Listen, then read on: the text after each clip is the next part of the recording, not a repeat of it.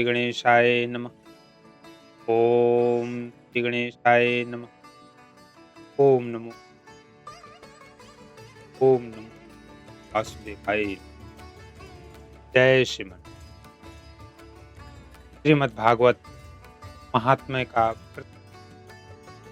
नारद जी ने कहा, साध्वी, मैं अपने हृदय में ज्ञान दृष्टि से तुम्हारे संपूर्ण दुख का कारण देखता हूँ।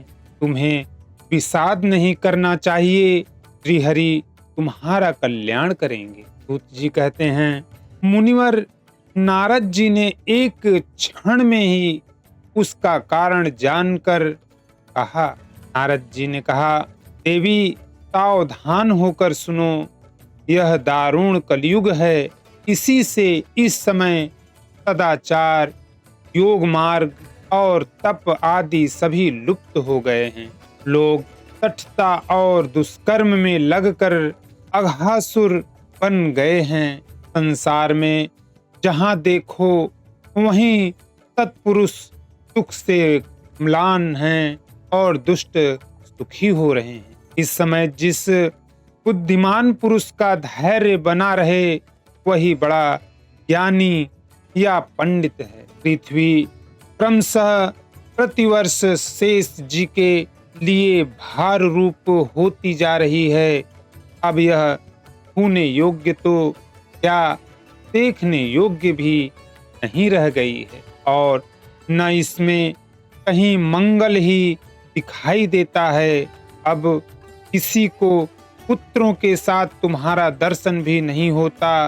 विषयानुराग के कारण अंधे बने हुए जीवों से अपेक्षित होकर तुम जर्जर हो रही थी। वृंदावन के संयोग से तुम फिर नवीन तरुणी हो गई हो। अतः यह वृंदावन धाम धन्य, जहाँ भक्ति सर्वत्र नृत्य करती रहती है।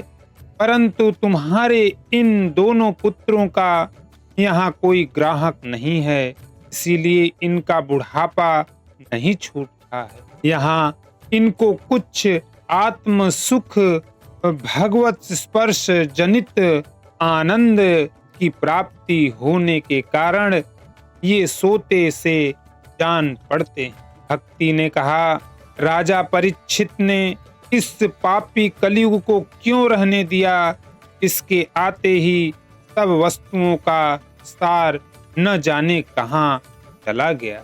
करुणामय श्री हरि से भी यह अधर्म कैसे देखा जाता है? उन्हें मेरा यह संदेह दूर कीजिए। आपके वचनों से मुझे बड़ी शांति मिली है। नारद जी ने कहा, पाले, यदि तुमने पूछा है तो प्रेम से सुनो।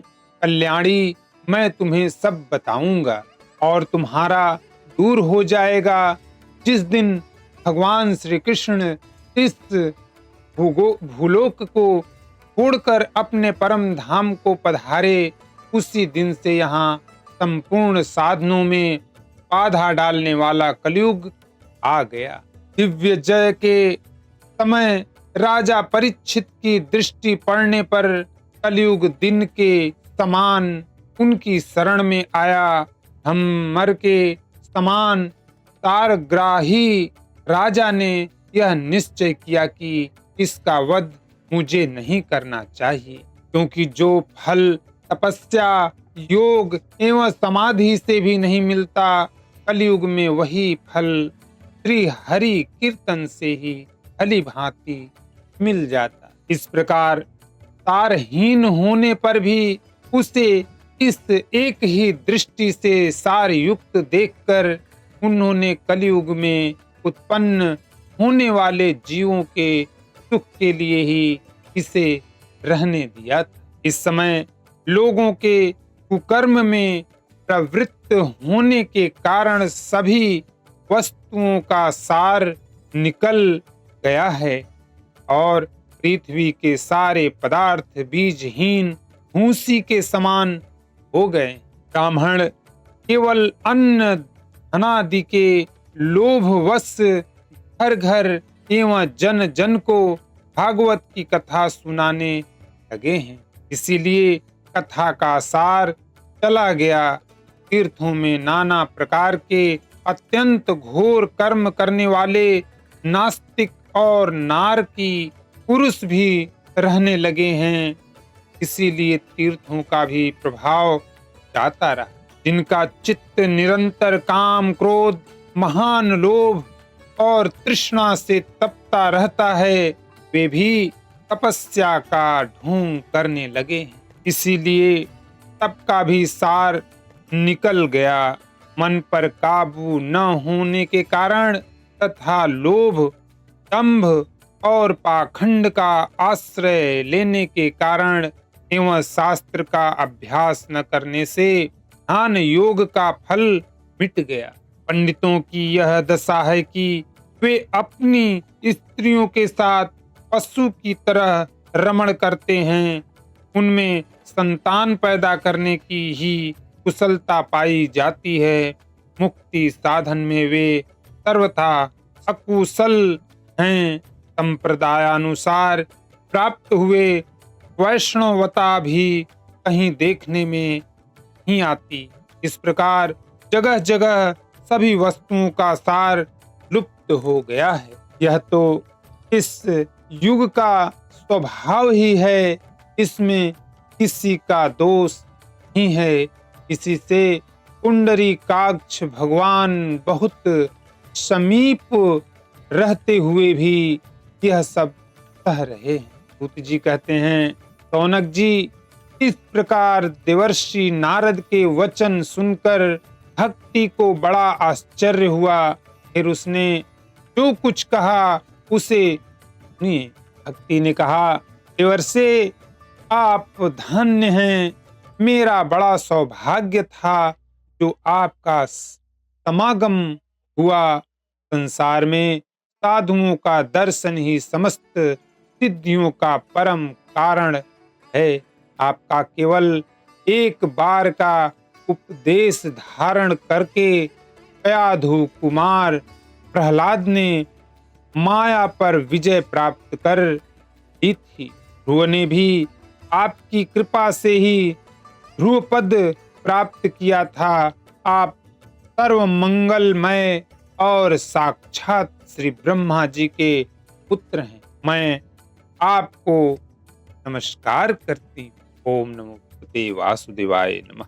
तृतीय अध्याय प्रारंभ। भक्ति का दुख दूर करने के लिए नारद जी ने कहा, बाले, तुम व्यर्थ ही अपने को क्यों खेद में डाल रही हो? अरे, तुम इतनी चिंतातुर क्यों हो? भगवान श्री कृष्ण के चरण कमलों का चिंतन करो। उनकी कृपा से तुम्हारा सारा दुख दूर हो जाएगा। इन्होंने कौरवों के अत्याचार से द्रौपदी की रक्षा की थी और गोप सुंदरियों को तनात किया था। वे श्री कृष्ण कहीं चले थोड़े ही गए। फिर तुम तो भक्ति हो और सदा उन्हें प्राणों से भी प्यारी हो। तुम्हारे बुलाने पर तो भगवान नीचों के घरों में भी चले जाते हैं। सत्य, त्रेता और द्वापर, इन 3 युगों में ज्ञान और वैराग्य मुक्ति के साधन थे। तो कलयुग में तो केवल भक्ति ही ब्रह्म सायुज्य मोक्ष की प्राप्ति कराने वाली है। यह सोचकर ही परमानंद चिंत मूर्ति ज्ञान स्वरूप श्री हरि ने अपने सत्य स्वरूप से तुम्हें रचा है। तुम साक्षात श्री कृष्ण चंद्र की प्रिया और परम सुंदरी हो। एक बार जब तुमने हाथ जोड़कर पूछा था कि मैं क्या करूं, तब भगवान ने तुम्हें यही आज्ञा दी थी कि मेरे भक्तों का पोषण करो। तुमने भगवान की वह आज्ञा स्वीकार कर ली।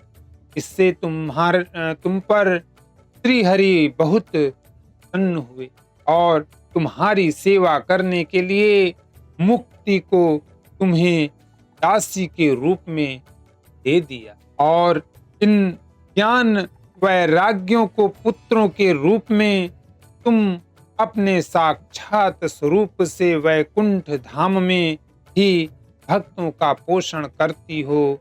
भूलोक में तो तुमने उनकी पुष्टि के लिए केवल छाया रूप धारण कर रखा है। तब तुम मुक्ति, ज्ञान और वैराग्य को साथ लिए पृथ्वी तल पर आई और सत्य युग से द्वापर अंत बड़े आनंद से रहीं। कलयुग में तुम्हारी दासी मुक्ति पाखंड रूप रोग से पीड़ित होकर क्षीण होने लगी, इसीलिए वह तो तुरंत ही तुम्हारी आज्ञा से वैकुंठ लोक को चली गई। इस लोक में भी तुम्हारे स्मरण करने से ही वह आती हैं और फिर चली जाती हैं, किंतु इन ज्ञान वैराग्य को तुमने पुत्र मानकर अपने पास ही, फिर भी कलयुग में इनकी अपेक्षा होने के कारण तुम्हारे ये पुत्र उत्साहहीन और वृद्ध हो गए। फिर भी तुम चिंता न करो, मैं इनके नव जीवन का उपाय सुमुखी, कली के समान कोई भी युग नहीं है। इस युग में मैं तुम्हें घर घर में प्रत्येक पुरुष के हृदय में स्थापित कर दूंगा। देखो, अन्य सब धर्मों को दबाकर और भक्ति विषयक महोत्सवों को आगे रखकर यदि मैंने लोक में तुम्हारा प्रचार न किया तो मैं श्री हरि का दास। इस कलयुग में जो जीव तुमसे मुक्त होंगे वे पापी होने पर भी वे खटके भगवान श्री कृष्ण के अभय धाम को प्राप्त होंगे। जिनके हृदय में निरंतर प्रेम रूपिणी भक्ति निवास करती है, वे शुद्धांत करण पुरुष स्वप्न में भी यमराज को नहीं देखते। इनके हृदय में भक्ति महारानी का निवास है, उन्हें प्रेत, पिशाच, राक्षस या दैत्य आदि स्पर्श करने में भी समर्थ हो सकते हैं। वेदाध्ययन, ज्ञान और कर्म आदि किसी भी साधन से भगवान वश में नहीं किए जा सकते। वे केवल भक्ति से ही वशीभूत होते हैं। इसमें श्री गोपीजन प्रमाण हैं। मनुष्यों का सहस्त्रों जन्म के पुण्य प्रताप से भक्ति में अनुराग होता है। कलयुग में केवल भक्ति ही सार है। भक्ति से तो साक्षात श्री कृष्ण चंद्र सामने उपस्थित हो जाते हैं। जो लोग भक्ति से द्रोह करते हैं वे तीनों लोकों में दुख ही दुख पाते हैं। पूर्व काल में भक्त का तिरस्कार करने वाले दुर्वासा ऋषि को बड़ा कष्ट उठाना पड़ा था। बस व्रत, तीर्थ, योग, यज्ञ और ज्ञान चर्चा आदि बहुत से साधनों की कोई आवश्यकता नहीं है। एकमात्र भक्ति ही मुक्ति देने वाली है। सूत जी कहते हैं, इस प्रकार नारद जी के निर्णय किए हुए अपने महात्म्य को सुनकर भक्ति के सारे अंग पुष्ट हो गए और वे उनसे कहने लगी। भक्ति ने कहा, नारद जी आप धन्य हैं, आपकी मुझ में निश्चल प्रीति है। मैं सदा आपके हृदय में रहूंगी, कभी आपको छोड़कर नहीं जाऊंगी। साधो, आप बड़े कृपालु हैं। आपने क्षण भर में ही मेरा सारा दुख दूर कर दिया, किंतु अभी मेरे पुत्रों में चेतना नहीं आई है। आप इन्हें शीघ्र ही सचेत कर दीजिए, जगा दीजिए। कहते हैं, भक्ति के ये वचन सुनकर नारद जी को बड़ा करुणा आई और वे उन्हें हाथ से हिला डुलाकर जगाने लगे। फिर उनके कान के पास मुंह लगाकर जोर से कहा, ओ ज्ञान जल्दी जग पढ़ो, ओ वैराग्य जल्दी जग पढ़ो।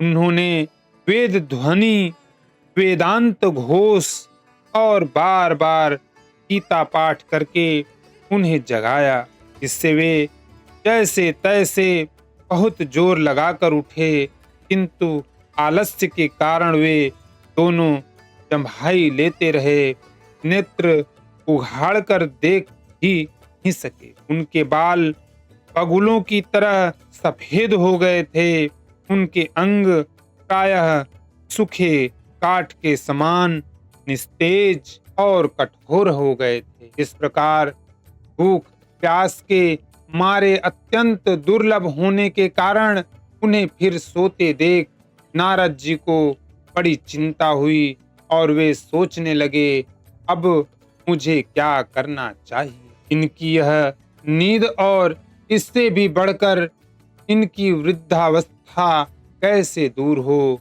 शौनक जी इस प्रकार चिंता करते करते वे भगवान का स्मरण करने लगे। उसी समय यह आकाशवाणी हुई कि उन्हें खेद मत करो, तुम्हारा यह उद्योग निसंदेह सफल होगा। देवर्षे, इसके लिए तुम एक सत्कर्म करो, वह कर्म तुम्हें संत शिरोमणि महानुभाव बताएंगे। उस सत्कर्म का अनुष्ठान करते ही क्षण भर में इनकी नींद और वृद्धावस्था चली जाएगी तथा सर्वत्र भक्ति का प्रसार होगा। यह आकाशवाणी वहां सभी को साफ साफ सुनाई दी। इससे नारद जी को बड़ा विस्मय हुआ और वे कहने लगे, मुझे तो इसका कुछ आशय समझ में नहीं आया।